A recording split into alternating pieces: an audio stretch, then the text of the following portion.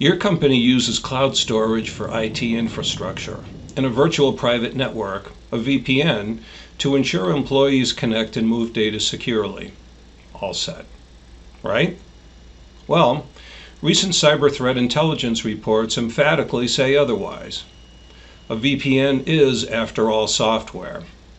And this spring, when researchers announced new vulnerabilities in virtual private networks, hackers were quick to weaponize them to gain unauthorized access and execute malicious code in IT systems that were thought to be secure. And according to the 2020 Verizon Data Breach Investigation Report, your cloud resources aren't secure when they're misconfigured. So, is there a solution?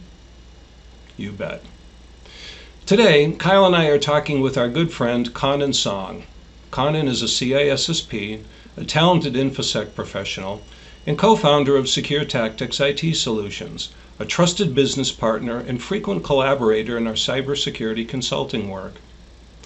In this 9-minute video, we discuss why the traditional once-per-year periodic security assessment model has grown stale and become obsolete, and how continuous vulnerability management is the superior alternative to preventing cybersecurity incidents and data breaches in the face of today's technology changes. Please hit the like button for this video and subscribe to our YouTube channel to receive notifications as we release new discussion videos designed to keep you informed and ahead of emerging cybersecurity threats. Thank you for watching. Continuous monitoring is required by government, for example, FISMA, NIST 853, and by DoD, the Risk Management Framework, and on the commercial side, required by PCI DSS. And continuous vulnerability management is part of the continuous monitoring. So today we have the honor to speak our friend, Conan Song, is an expert in this area. So go ahead, Conan. Thank you, Kyle. So we'd like to take the notion that traditional security assessment formula is insufficient. So, KLC and Secure Tactics, we have a number of clients that come to us once a year to do vulnerability assessments or penetration tests. Is that enough? I'd like to say that, in many cases, if this is the only security testing you're undertaking, then no, this is no longer enough. And the reason is that as time goes on, technology advances, and you see that modern society is now more interconnected and software-driven than before in many aspects. Any of these technologies that you use or your company uses could have serious security issues that you may never have known unless you specifically tested for them. So the attackers, or the bad guys, have shown that with shorter and shorter time, they're able to weaponize vulnerabilities that are disclosed by researchers. When I say weaponized, what I mean is they can take a vulnerability or a technical issue, they can create a proof of concept code or a script that then makes it easier for them to attack your systems. In essence, they create a weapon out of these vulnerabilities. I'll talk briefly about two such high-profile issues that have been made known in recent months. So the first example I'd like to talk about is the salt stack authentication bypass. So towards the end of April 2020, there were two vulnerabilities that were disclosed by researchers. The one is an authentication bypass flaw, and the second was a directory traversal flaw, which combined would allow an unauthenticated remote attacker to execute code on the affected system. In fact, earlier this year, we had to respond to one of our customers. We had to conduct an incident response investigation for one of our customers in which they had a salt stack master available on the internet. It got hacked and it caused 100 of their servers to start mining cryptocurrency. That was a fun project. Now, the second example I'd like to talk about is a CITRIX application delivery controller. So in the beginning of the year, a vulnerability was disclosed on this CITRIX ADC, which would also allow a remote attacker to gain control of the CITRIX ADC system. And remember, this is virtual private network. So the system that you've been relying on to keep yourself safe is now becoming an entry point for attackers to breach your network. Yeah, this one has become a big problem in the industry, and that's still a problem today. Okay, so Conan, what are the benefits of a continuous approach in contrast to the more traditional approach client companies have been taking? Well, Paul, the biggest benefit is that we reduce the time to discovery and speed up the response time to fix these serious issues. Instead of getting a snapshot once a year when you get a vulnerability assessment or a penetration test, we'll be continuously assessing for any new vulnerabilities that could affect your organization. Yeah, so Conan, you have mentioned about continuous many times. So what do you mean by the term continuous? Yes, in fact, so there are two primary aspects to the term continuous. So the first aspect is continuous monitoring. So we ingest threat intelligence, which is gathering of events, attacker activity in the wild, along with, security, vulnerability researchers, or vendor disclosures. This has to happen continuously because, these disclosures or these discoveries can happen at any time. They can be made known at any time in the year. The second aspect of the continuousness is technical testing. So we could be scanning or conducting technical testing to validate whether or not these vulnerabilities exist in your network. Let's say that I, as a client, had just hired a pen test firm to come in and do an assessment. If I had SaltStack, CITRIX, and the F5 vulnerabilities you're talking about, Conan, wouldn't the pen tester have discovered these even if I was just doing the pen test once a year?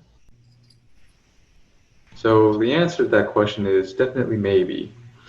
You have to remember, penetration tests have a strict scoping and duration, and the focus is to, in a relatively short timeline, find out if there are any vulnerabilities or issues in the environment right now that can be leveraged by attackers to cause a breach. In other words, it may not be feasible for a penetration test to cover, all the environment. If it's a very large environment, it may be unrealistic to cover all of it in a very short time, when you're up against the clock. Okay, so what type of clients, business industries, or characteristics of the business are such that they would most benefit from a continuous approach? That's a tough question to answer because there's no one size fits all. It's highly dependent on the unique characteristics of your organization. Every company has different assets. They have different operations, and the staff could be different as well. I'll give you a couple examples. So first, let's think about an e-commerce shop. So a relatively small shop. They have a website that they're selling widgets from. They don't really have much of an internal network, but they've got web service out there. So a continuous vulnerability and management approach is going to focus more on the web application issues. I'll contrast that with a large multinational conglomerate that has a large internal infrastructure, internal network infrastructure, but they're not selling anything, they're not selling widgets on an online website. In this case, we want to prioritize that, our internal testing, our scans, take into account multiple different time zones. Are people shutting off their computers in the middle of the night when it's, not in the US? You have to make sure that, you're getting full coverage on the systems you need to scan, just to make sure that what vulnerabilities are in place and you can, it's there to address them. So what if my company uses the cloud? I don't have to worry about any of this, do I? Now remember, you can utilize cloud. You can outsource operations to a cloud provider, but you cannot outsource the responsibility of protecting your data. Let's take Amazon Web Services as an example. So Amazon gives you the capability to use what is called S3, Simple Storage Service. Right? These S3 buckets can hold any sort of data that you want to put in it. The problem is Amazon AWS gives you the leeway to set these up in a completely insecure manner, which may accidentally expose sensitive data that you had no intention of exposing. So a continuous monitoring approach can help identify when these misconfigurations in cloud services may put your data at risk. AWS 3, they actually have quite a bit of misconfigurations because they default open, not default secure. So yeah, so just want to mention that continuous vulnerability assessment, they should be able to identify the misconfigurations. And Verizon DBIR report stated that 40% of all the errors are caused by misconfigurations. And how can Secure Tactics and KLC Consulting help? So we're highly qualified to deliver this continuous vulnerability management service because, Secure Tactics, we have extensive experience doing the red team attacking and the blue team defending.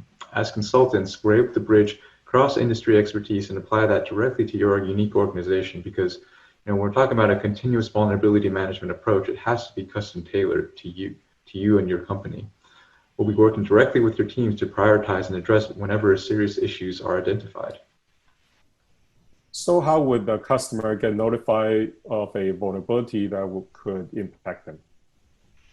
CITRIX will do the intake and triage to weed out any false positives. Remember, we're working in partnership with your team, so we know what kind of technology you have in place. Well, gentlemen, I think this has been very helpful and informative. Thank you very much. Yeah, thank you, Paul. Thank you, Conan. It was a pleasure.